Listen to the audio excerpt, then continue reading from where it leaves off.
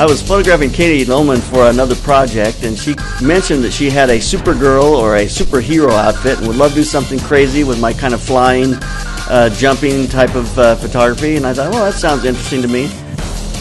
After I saw some comic book art, I started to get an image formulated in my mind, and I came up with, this is the shot we can do. And the minute I hit that point, then I was ready to move ahead. I wanted something that was dark, it was gritty, a lot of brick, water on the ground maybe. I wanted to see a street light up in the corner so that it would become the motivation for the lighting that we were going to set up.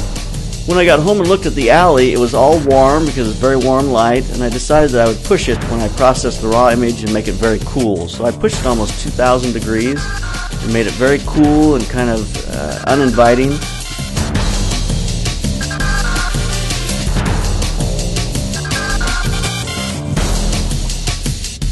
We're going to set her up with one of our flying rigs so that she's in a position where she can kick our gun-toting biker dude in the face, and then we're going to compose these together in Photoshop. When I shot the alley, I shot it with a 16mm lens with a camera very low. So today, as I set the camera up, we're going to start out in that very same position.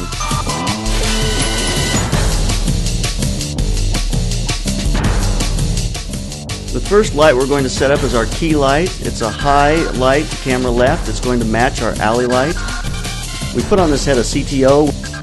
Now when we go to post, we're going to take the warmth out of the image so that it matches the alley. We can see that key light now on the camera left side. It's got the head with the reflector with the gel, and we've added a flag in order to keep the flare off the camera.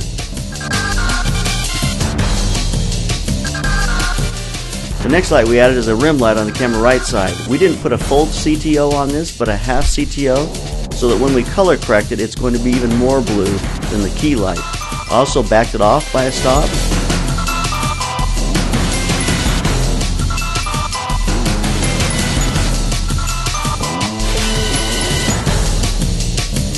Now from behind the camera, we're going to add an umbrella. This will give us just a little bit of fill light to open up the shadows.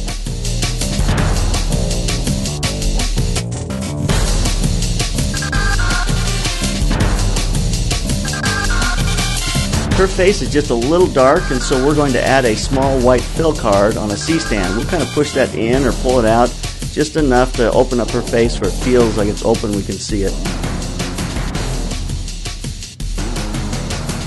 As we're setting up, it's pretty obvious that it's a little dark on our biker.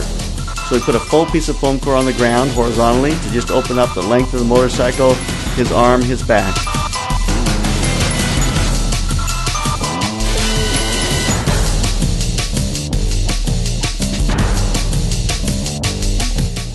The cape felt critical in order for it to really fly and feel like she's coming down out of the air. In order to control that, we put a safety pin on a piece of fishing line and pinned it to the cape.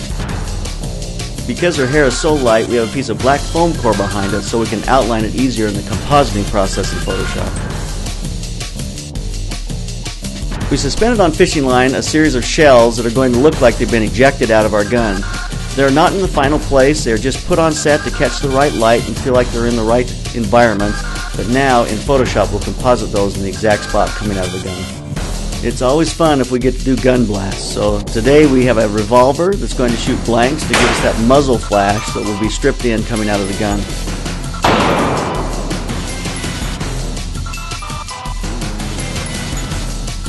There's one last thing that I think has to be done here, and that is we're going to add tonal contrast to the image. It gives really nice highlights and shadows. It creates lines around all the definitive lines of an image.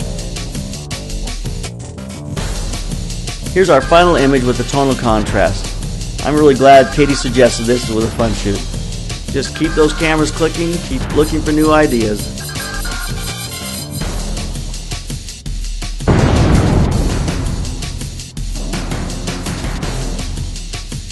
Subscribe to the Slanted Lens YouTube channel.